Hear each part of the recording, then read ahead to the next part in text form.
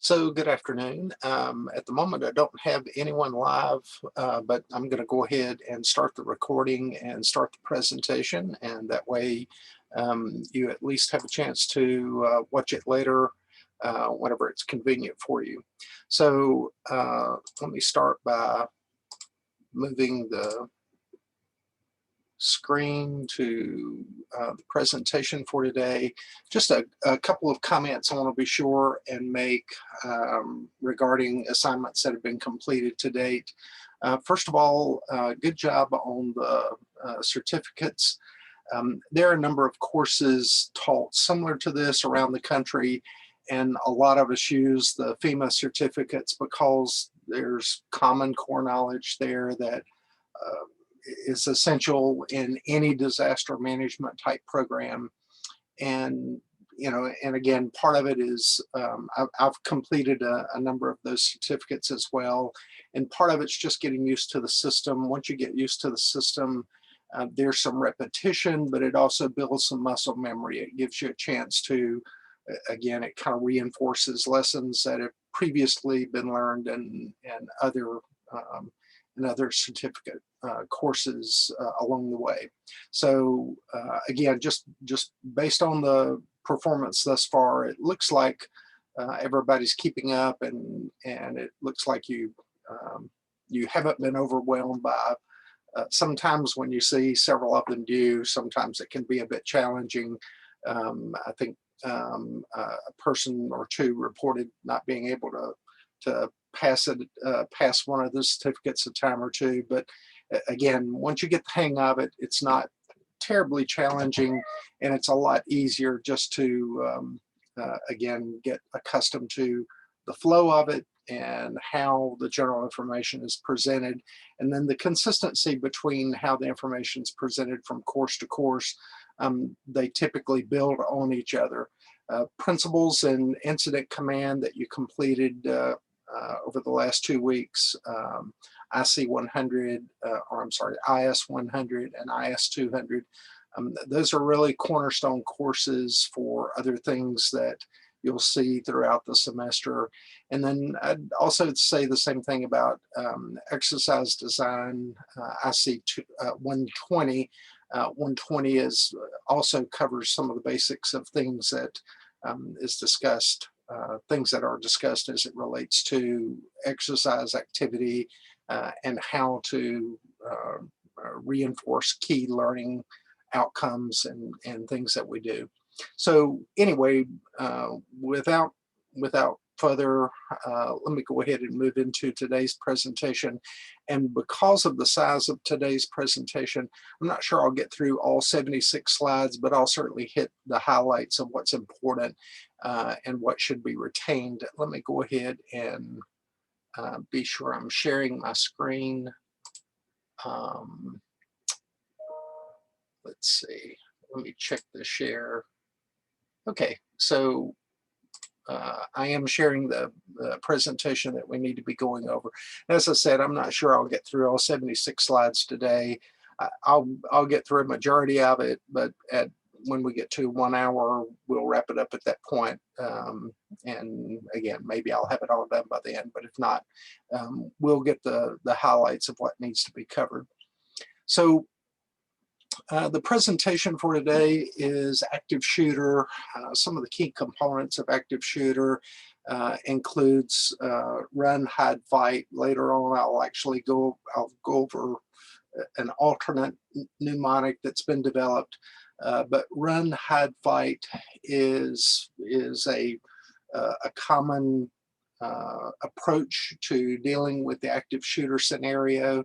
Just understand, to some extent, this is a fairly new phenomena. I will go over a couple of historical events that have occurred again through the years that show that to some extent this type of violence has gone on for almost 100 years.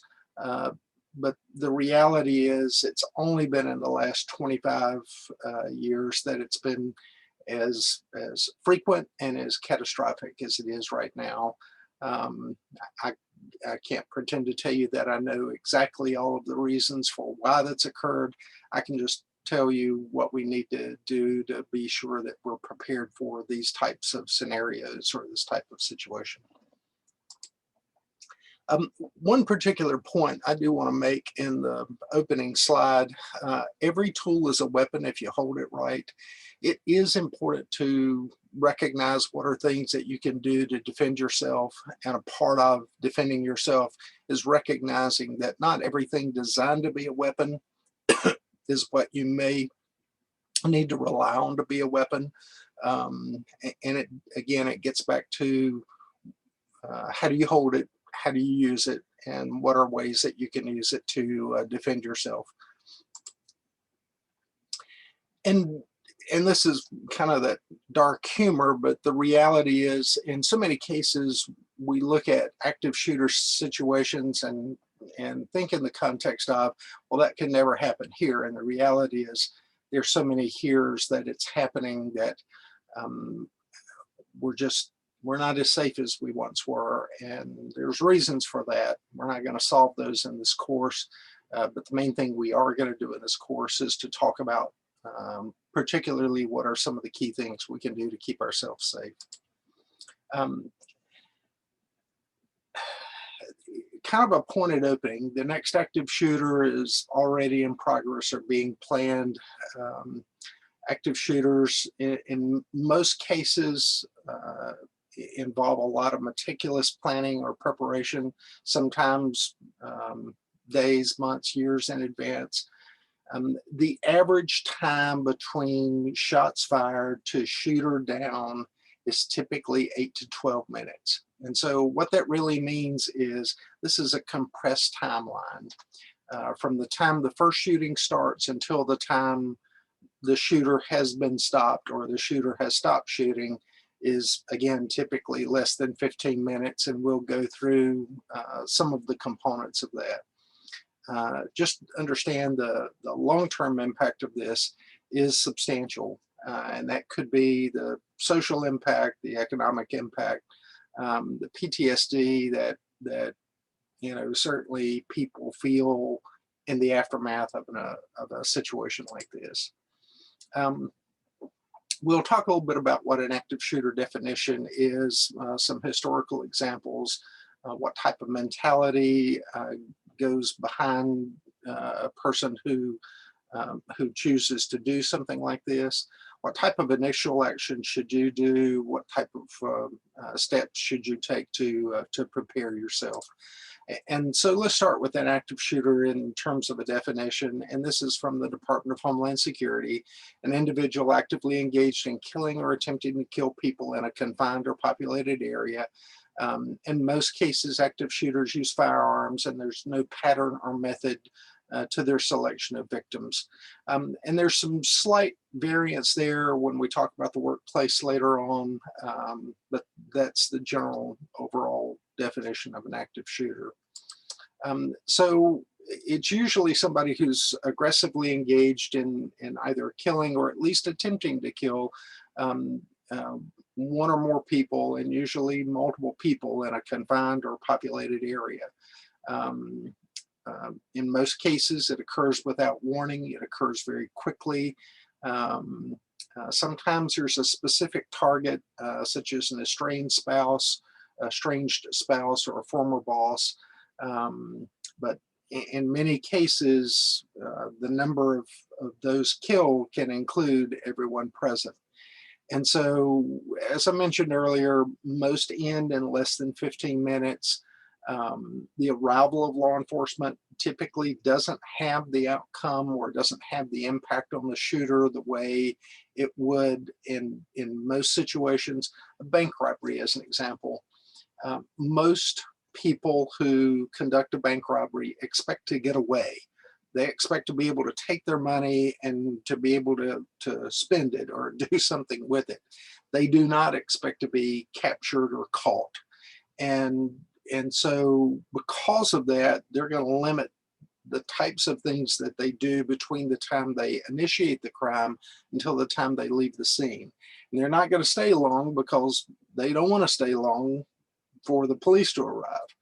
An active shooter is a different situation. An active shooter wants to typically kill as many people as possible. And so the arrival of law enforcement is something they expected. And in many cases, the active shooter has planned to die in a blaze of glory, so to speak, in a gun battle with the police officers as they arrive, primarily known as suicide by cop. It is important to prepare yourself physically and mentally if you're in a response type scenario that you may be involved with something like this. But just understand there seems to be no place today that's safe from an active shooter, whether it's in a shopping mall or it's your church or it's at school. Just the randomness of this is mentally challenging, and the limitations just don't seem to be what they once were. And so the reality is, again, how do we prepare ourselves mentally to deal with this? And that's why we will shortly get back to run, hide, fight, and the importance of what are the things that we need to consider before we make some quick decisions. And so let me just go over a couple of active shooters. Harris and Klebold. I've got a little bit more information in just a minute. I'll talk about the Columbine High School shooting occurred, I think, in 1995. Just understand, after this shooting, law enforcement around the country reconsidered how they were looking at an active shooter situation. This was really the first time they had something that was this profound and this catastrophic, and I'll talk shortly about how that changed the way the law enforcement community dealt with that type of situation. Sang-Ho Cho was the active shooter at Virginia Tech. He wound up locking people in classrooms and killing them in classrooms. 32 were killed, 57 injured, and he also committed suicide. He had an online affinity and did a lot of research as it related to Harris and Klebold. And again, we'll talk a little bit more about that shortly. And then Dr. Amy Bishop was at the University of Alabama, Huntsville. So there's something that all university professors pursue, and that's something called tenure, that basically locks you into a job for pretty much the rest of your life, as long as you don't do some extraordinarily foolish things. But all academics pursue something called tenure if they're in a tenure track. Well, she reached a point at the University of Alabama, Huntsville, where she didn't make tenure. They voted on it, and they determined that they would not renew her contract, and she would need to find a job somewhere else. She decided she disagreed with that, so she showed up at a staff meeting. She shot 6 of her colleagues, killed 3 of them. Claimed she didn't remember doing it, but as an example, she has a history of the fact that she killed her brother and she was involved in a pipe bombing, and that didn't really come out in the background check before she was hired. She is serving several life sentences, but again, it gets back to a good hiring process helped sort out some of those things. A couple of other people that I'm sure you've heard at least a little bit about. James Holmes was the shooter at the Aurora, Colorado movie theater, the Batman movie, where he showed up at midnight with I think an AR-15, but anyway, killed 12, injured 58. Adam Lanza was the shooter at Sandy Hook. He shot 27. None of the children that he shot survived, and committed suicide as law enforcement arrived. And then Jared Logner was the person that attempted to kill Congresswoman Gifford, whose husband recently was elected to the U.S. Senate. He did kill 6 others and injured 13, including the Congresswoman. He shot her in the head, and he fully expected her to die. She just miraculously survived her injury, although she does have some long-term chronic problems associated with that. And probably the first noted school disaster is something called the Bath Township disaster. Bath Township's in the state of Michigan. A former school board member really disagreed vehemently with how much taxes he was paying, and he just felt like the school board was misusing money, and at some point he got over that edge of being able to deal with this. He killed his wife at home, it's believed, the night before. He packed his truck with, and he had placed dynamite in the school, and had a Winchester Model 54 rifle, but bombed the school, and several of the bombs in the school actually did not explode, but the bomb in his truck did explode. It's one of the earlier car bombs or truck bombs that we can point back to, but killed a total of 45, 44 at the school, 36 were school children, 2 teachers, but as I said, killed his wife, it's believed the day before he went on the killing spree at the school, and then injured another 58. So let's talk about Columbine just a minute. 2 shooters. The suspects ultimately committed suicide. They were angry teenagers. They felt like they'd been bullied for years. And so they killed 13 and wounded 21 in 49 minutes. They used guns, rifles. Although they didn't really blow anything up, they actually had brought some bombs, I think pipe bombs, to school, and that was a part of their plan. Shotguns and handguns, and a Tech-9 with an extended clip, which is a handgun that allows you to fire a lot of shots in a short burst of time, or it's semi-automatic, so every time you pull the trigger, it will fire only 1 round, but you can quickly pull the trigger and quickly fire multiple rounds. The extended clip actually extends out of the stock of the weapon, and does allow for additional ammunition, so that you don't have to actually, that's him pictured holding it in one of the pictures there. What really changed after Columbine, though, was, if you'll notice, over 49 minutes, they killed 13 and wounded 21.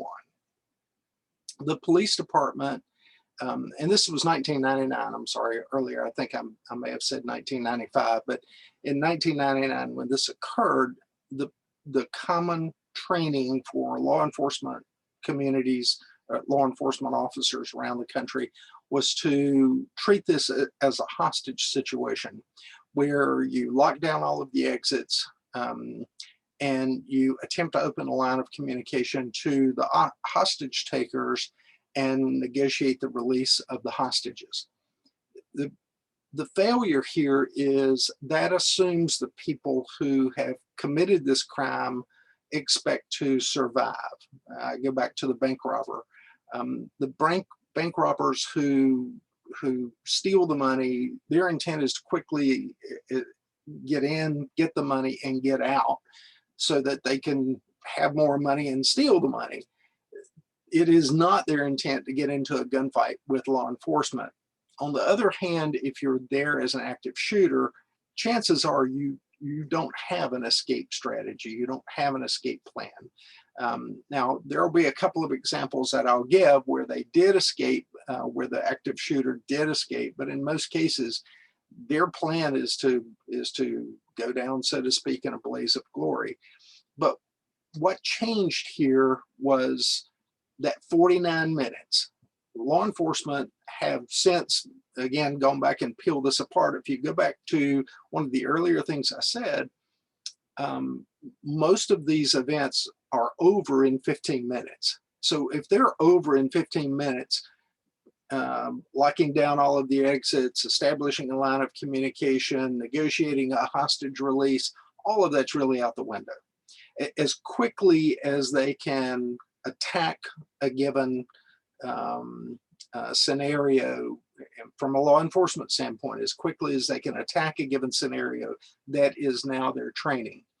And my point there is their sole focus is to find and engage and suppress the shooter by all means necessary. So if the shooter fires upon the officer is to return fire. If the shooter gives himself up or herself up, then the intent is to capture and take that person into custody. But again, in many cases, that's not their plan. That talking about the active shooter, that's not their plan. Some do wind up being captured, but others wind up being, again, killed in a gunfire exchange. Why that's important is if you're one of the hostages or you're in the building where the active shooting is taking place, just understand that the law enforcement officers are not there to primarily rescue you. They're not there to provide medical aid to you. Their first goal is to find, engage, and suppress the shooter. And so as we go through some of these scenarios later on, just understand Columbine has really changed the training pattern of the law enforcement community. And again, we'll talk about that in further examples.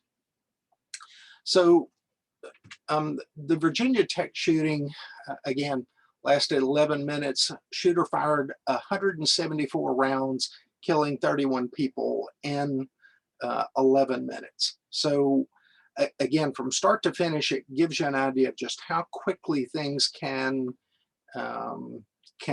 get out of control and de-escalate. And it also tells you how quickly you need to act or react to save your life or possibly save the lives of other people.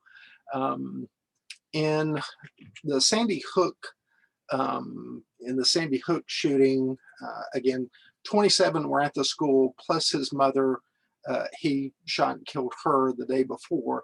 Again, it's believed that she suspected something was going on, engaged him, felt safe in talking with him.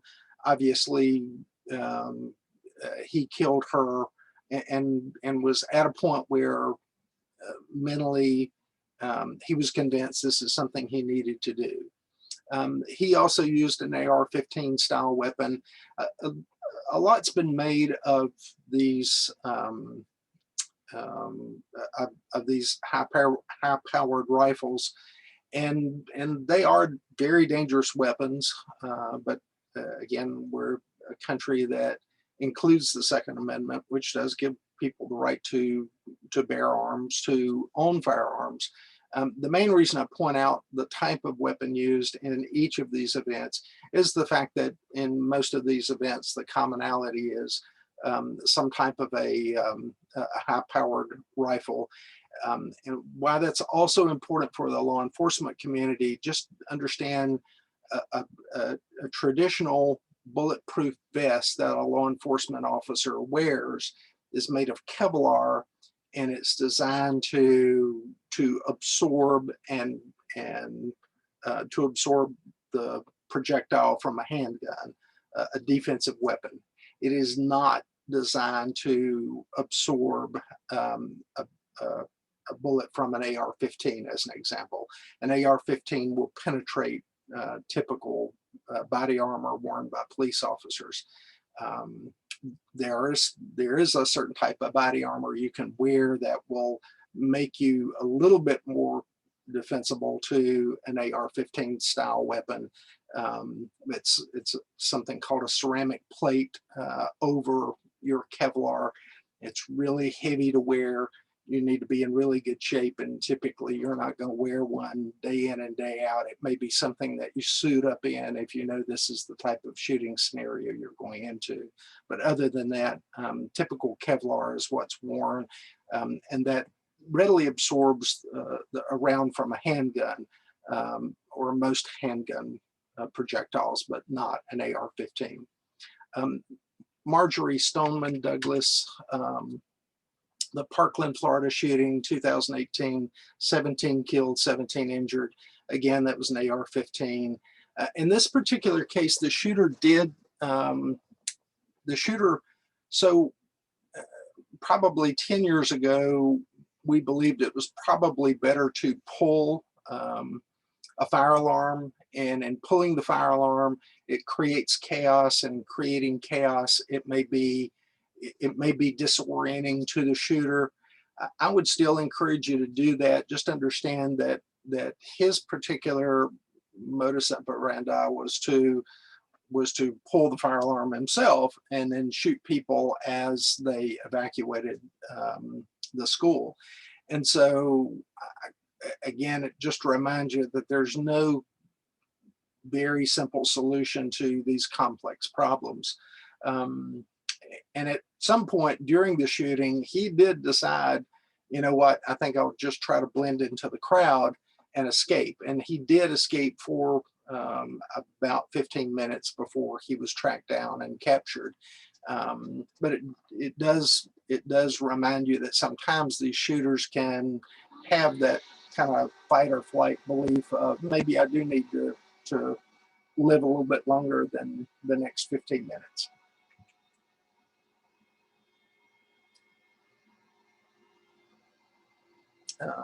I'm sorry, one of my screens went away. I just want to be sure that you're still with me, and it looks like you are. Okay. So Borderline Bar and Grill was a shooting out on the West Coast. He set off smoke bombs to confuse patrons.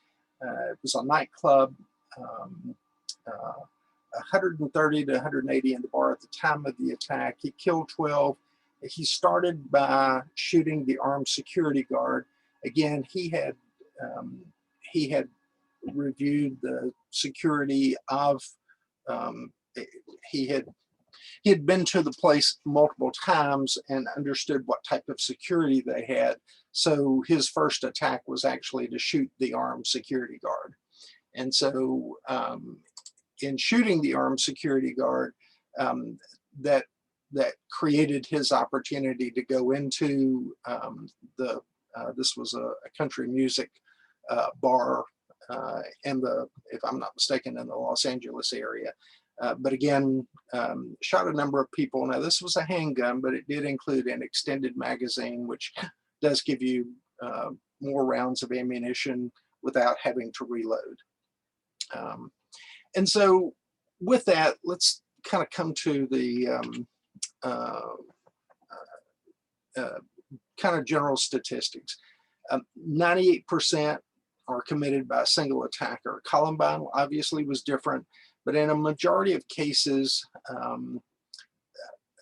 active shooters are single shooters. And part of that's because that person feels like they've been wronged, or they feel like there's something they need to prove, or they feel like they've been bullied. Very seldom are there two people, again, such as Columbine shooting, very seldom are there two people who feel so compelled to work together and do something like that, and do it in a way that doesn't alert others. Although in the Columbine shooting, today, in retrospect, there will be people who were involved in that scenario who will tell you that in today's environment, there were some things that they saw, there were triggering events that they saw that they would have reported, at least in today's environment, and may have prevented something like that from occurring. 96% of active shooters are male. And again, a part of this gets back to this sense of feeling wronged, or feeling displaced or belittled. 78% there's some type of connection with at least one of the victims. Very seldom is a active shooting a completely and absolutely random event. It may be a target because of how that person, he in most cases, was treated at that building. It may be because of a family member or a boss at that building. But again, if you look at most of these scenarios, there's some connection in terms of the shooter with what they believe and how people are living their life at that facility, whether it's at a bar or at a church. You know, again, there have been multiple active shooter scenarios at churches. And while you would think that would be the last place there would be an active shooter, it also reminds you that there are some people who in some cases it may be white supremacy, and in some cases it may be that's where my ex-wife goes to church. You know, the scenarios are there and the reality is there. And to some extent it is a soft target because you don't expect a lot of people to be armed in church to be able to return fire. 29% of incidents occur in a school setting, another 55% occur in a commercial setting. They are more likely to occur in a high school type setting than they are in a college or an elementary school type setting. Again, part of that gets back to how we sense and feel things, particularly in our teens, and then what our outlet is and how we try to deal with things like that. 40% end with the shooter committing suicide, another 46% being terminated through applied force, and that's usually law enforcement or security officers. Again, whether it's committing suicide or engaging in law enforcement officers, the whole aim from law enforcement is to stop the shooting immediately. And so, you know, in some cases they will give themselves up. In most cases, it's not how it ends. It either ends through them taking their own life, or it ends through them engaging in law enforcement, and in some cases hoping law enforcement takes their life. So let's look at key findings. Again, very seldom are these impulsive acts. Very seldom is this a situation of where somebody had a bad service experience and went out to their vehicle and collected a couple of weapons and came back inside and did something. Usually there's some planned activity. In fact, in cases where there were several shootings a number of years ago at U.S. Post Office locations or at companies, and in each of those cases there was a disciplinary process that had accelerated, and someone was either going to lose their job or had been told they were going to lose their job, or at least felt threatened that they were going to lose their job. And so again, it wasn't an impulsive act, it was a planned act. But in most cases it was in response to this accelerated disciplinary process that isn't always well received. Between the decision and the final act, just the main thing this tells you is this pathway to violence usually doesn't happen overnight. There's usually a series of things that go on, and how the active shooter sees this scenario play out, and at some point reaches that level of desperation where they don't feel like there's any way out.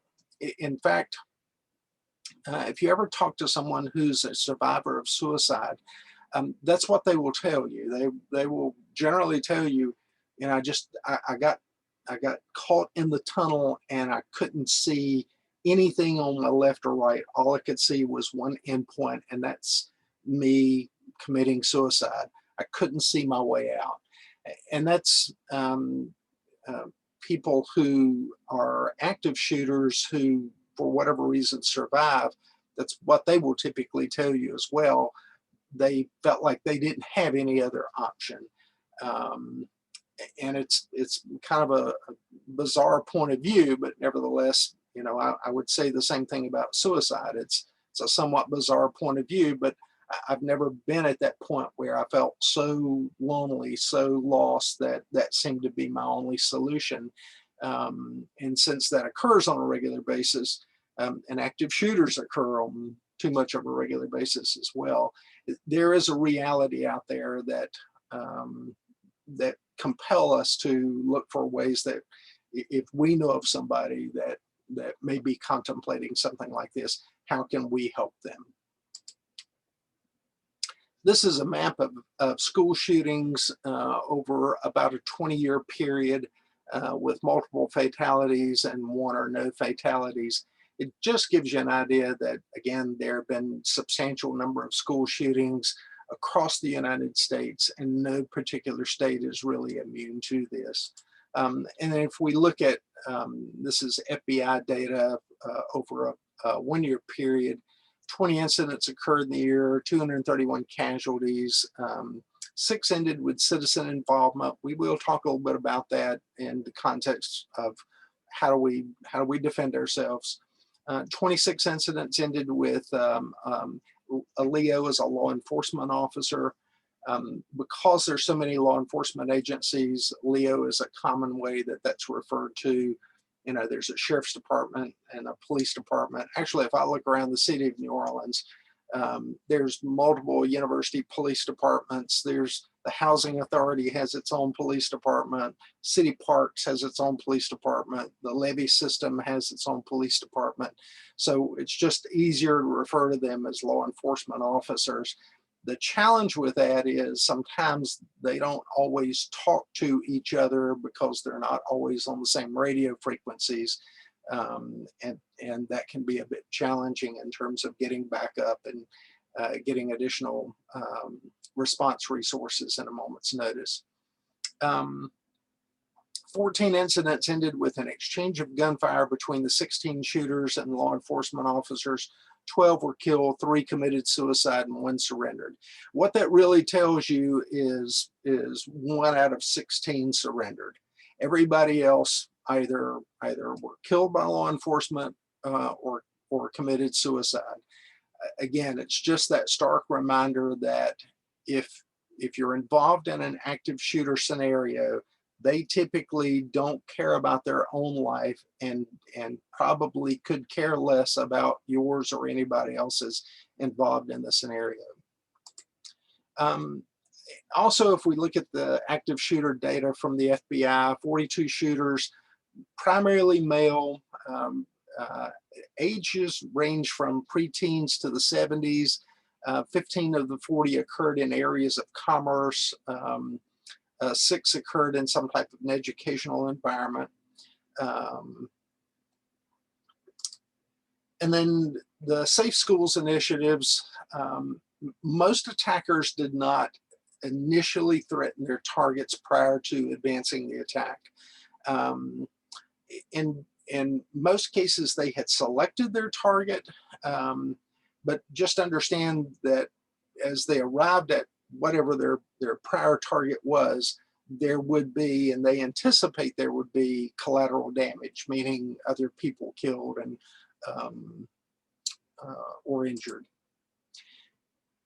And what we do know and what we don't know about people who perpetrate these crimes, who become active shooters, they have a value system. You know, again, I grew up in rural North Carolina, and so, you know, there's always this fundamental right and wrong and hardcore belief of, you know, those are, my dad always said, if you can't be anything else, you can be nice. And his point there was, we can always be polite to other people. We can always be nice and respectful to other people. Just understand that most active shooters also grew up in or lived in some type of a value system, but they felt like at some point, in again, in most of these scenarios, they felt like at some point someone had wronged them and wronged them in a way that was completely unacceptable. And probably the big difference was in their personal value system, violence was acceptable as a solution. You know, that's not the family scenario I grew up in. In fact, again, my dad always reminded me that there are a lot of things you can talk yourself into, and there are even more things you can talk yourself out of if you're smart and you focus on it. And his whole point was, you know, violence typically isn't the answer for anything, and in fact, in some cases, it just makes matters worse. Just understand that most people who are reflected in this active shooter data, for them, violence is acceptable.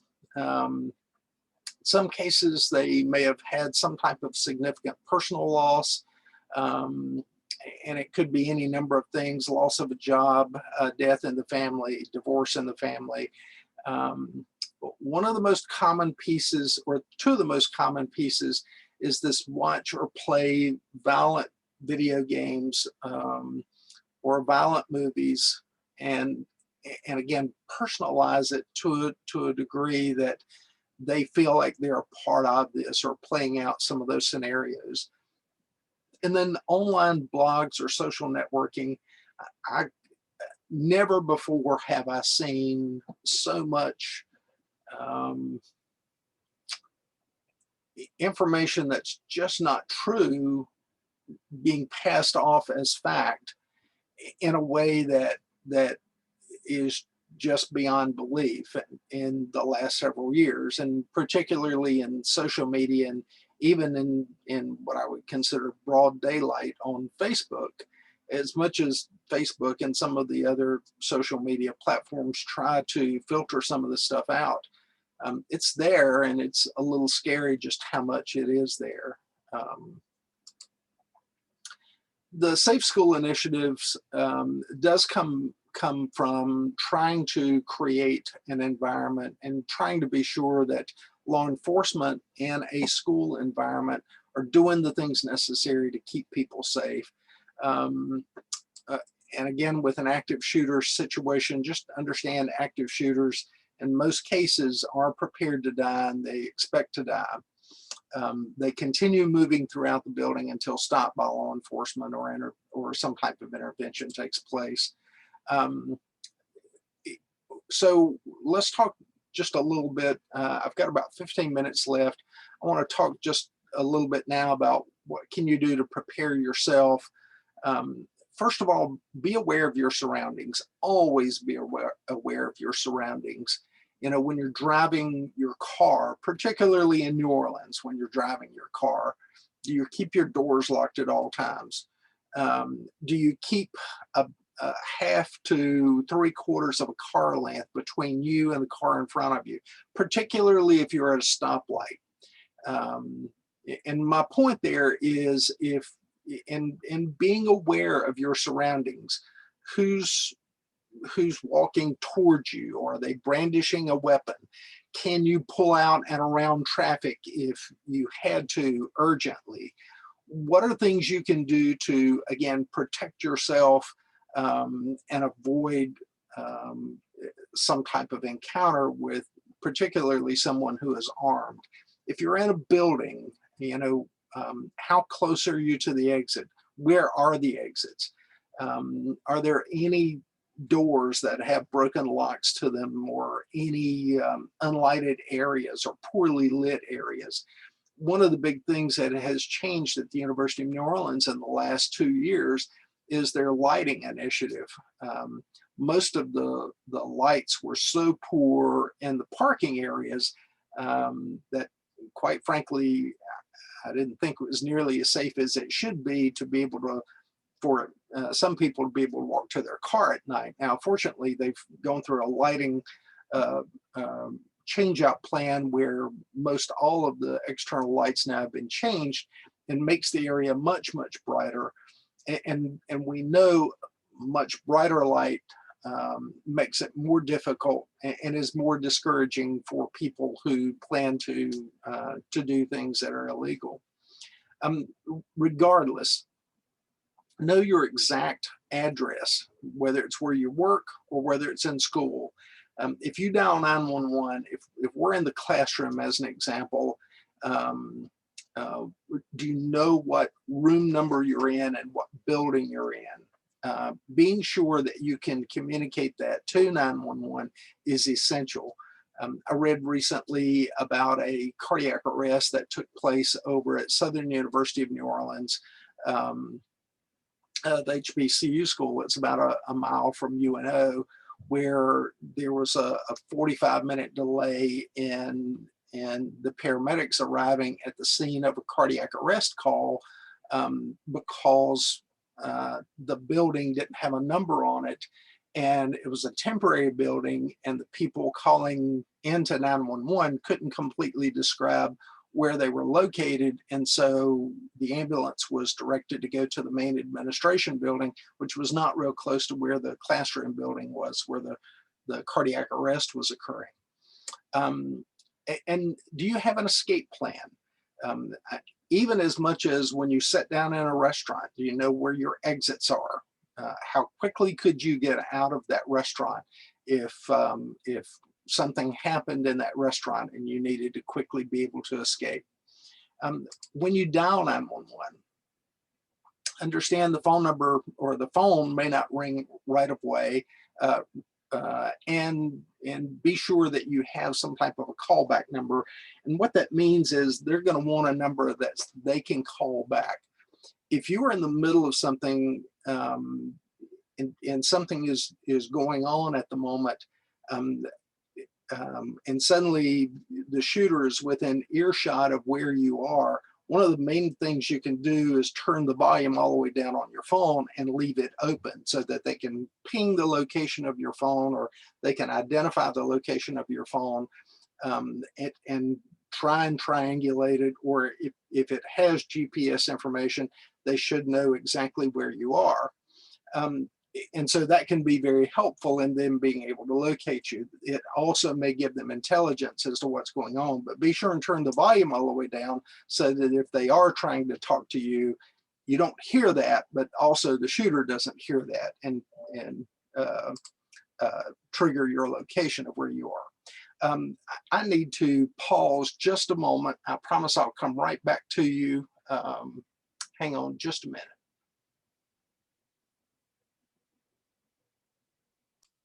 Okay, so I'm back. I'm sorry I had to answer the door just a moment. But from a dispatch standpoint, so if you dial 911, the person who answers your call, they're going to want to know some basic things. They're going to ask where you're located, what's going on, when this occurred, who, if you know a name, how many of them, and if you know why, what's going on. Obviously, you may not know all of that information, and if you don't know it, you don't know it. But just understand that's the basic types of questions that they will ask you at the 911 center. In terms of what's occurring or what's going on, again, they're going to want to know as much firsthand knowledge as you have. Has this been going on for a little while? They're going to want to know if this just started. Again, as much as they can, they're going to try and obtain as much information as they can. But again, I get back to, if you can't speak, leave the line open and turn the volume down. They are trained to listen and to, again, try and identify the GPS location of where your phone is so that they can direct people to where you are. In terms of actions, again, just remember the active shooter's intent is to kill or injure. It has led to a change in tactics by law enforcement. Incidents are over very quickly, 5 to 15 minutes. and I think 5 to 12 or 6 to 12 minutes is what we saw earlier, and most all events were over in 15 minutes. So what this really tells you is a mindset, developing that survival mindset. What type of course of action do you develop? How can you get out? What's a path of escape? How quickly can you move? Leave your belongings behind. Sometimes if you have a backpack that has, there are actually people who purchase backpacks that have a ballistic lining to it so that you can use that as a shield. Just understand if your shooter is using a large weapon, something that looks like one of these large rifles like we've described earlier, it's not going to provide you with a lot of protection. You're more likely to be better off just to leave things behind and get out quickly, not worry about your belongings. There'll be time later to recollect them. And then survival chances increase if you are not where the shooter is and you can go where he can't see you. And then these unsecured areas, if you're in an open space, what type of protection is available? Try and put something between you and the shooter. Is escape an option? Do you know where the shooter is? Can you find a safe area? The challenge with hesitation is hesitation kills. If you have to think things through, you may decrease your chances of survival. And this gets back to what we started with earlier when I talked about run, hide, fight. I do have a couple of videos posted about run, hide, fight. And that gets back to trying to decide what are the things to do. If you can escape, try and get out of there. If you can't get out of there, and then try and hide. And then a part of hiding is barricading yourself in whatever location you're in. If you have to fight, find something to fight with. There's no such thing as a fair fight when you're fighting for your life. And so whatever you have available to you, a fire extinguisher, as an example, makes a very large weapon that you can hit somebody in the head with if you understand and position yourself in a place that you could surprise them. There is an alternative to run, hide, fight that's being taught, and it's called avoid, barricade, or confront, ABC. Just the intent is it's very similar to run, hide, fight. It just follows the mnemonics of ABC instead of run, hide, fight. I don't know that one program is a lot different than the other. They both teach some of the same or most of the same tactics. And so I just showed this to you as an example. But again, back to the run part, leave your belongings, get out, take others with you if you can.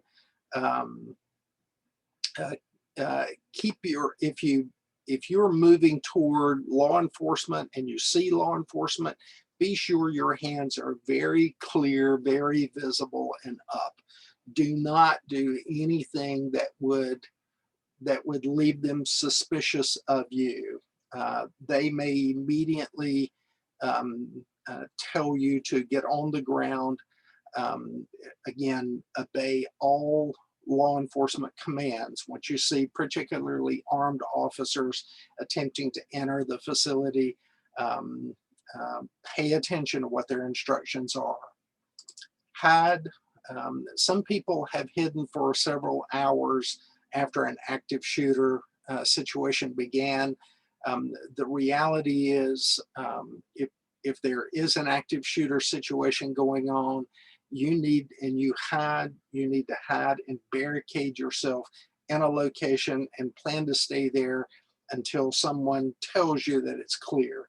And that may be a couple of hours, but if that's a couple of hours, then that's a couple of hours. What are ways that you can barricade the door?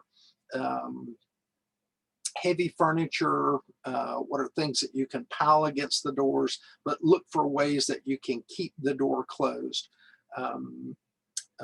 As far as cell phones go, be sure to silence all cell phone ringers or other sources of noise.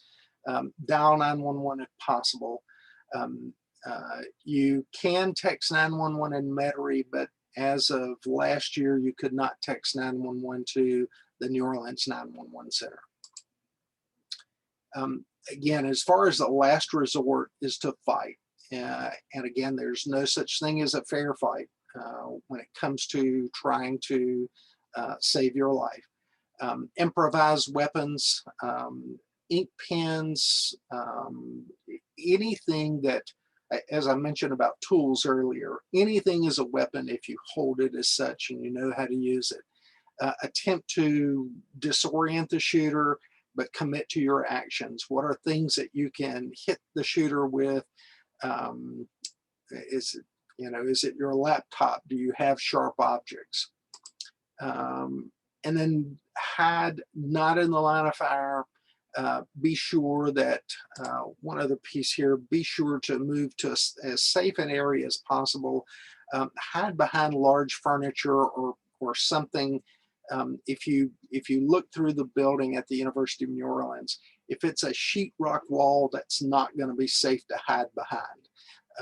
If it's a block wall, a cinder block type wall, that's a lot safer to hide behind, but a sheetrock wall is not terribly safe to hide behind.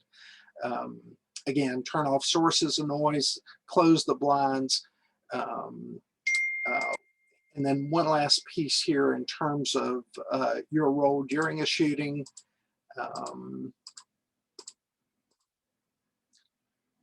If you need to escape, do whatever you can to escape, and remember all windows open at least once. And what I mean by that is sometimes you'll look at a window and think, well, that's a fixed piece of glass. Just again, understand you need to do whatever it takes to survive. And if that means breaking out a window, that means breaking out a window. If it means dropping 2 stories, just try and do so in a way that you hang out the window and fall onto your feet. You may break an ankle, but that's still better than staying behind in the building where the active shooter is. And at this point, so this is the fight part. Again, this is showing somebody using a dry chemical fire extinguisher. I think I have another slide where someone is using a dry chemical fire extinguisher to hit someone with it. Any of your fight decisions hopefully comes with more people being committed. As much as you can gang up on the shooter, the better off you're going to be in trying to subdue the shooter. But you've got to be committed. You've got to be committed 100%.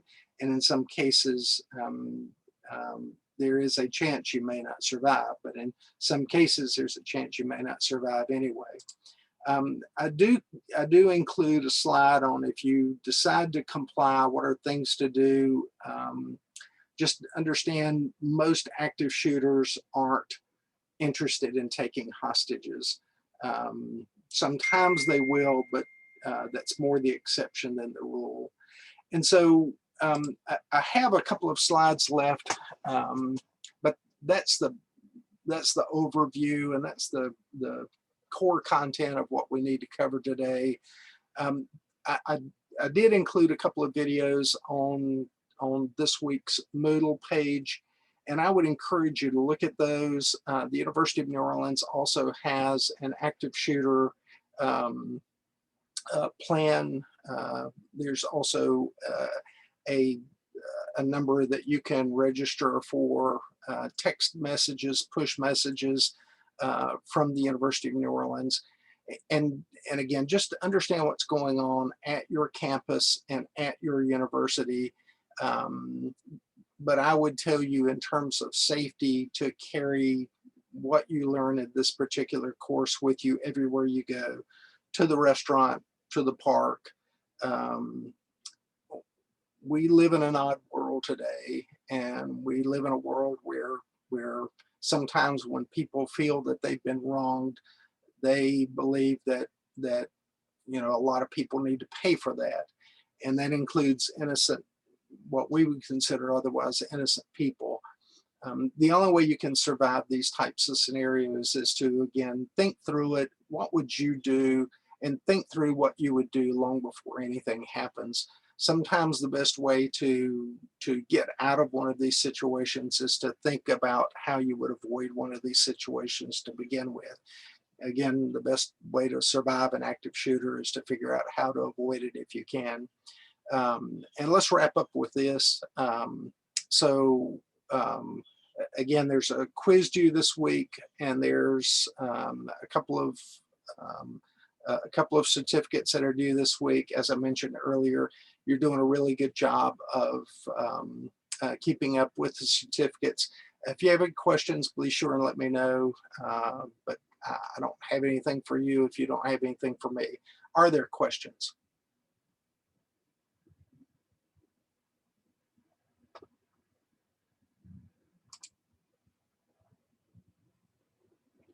Okay, I don't see anything. So at this point, I'm going to end it, and I wish all of you a good week, and I will see you next Monday here on Zoom.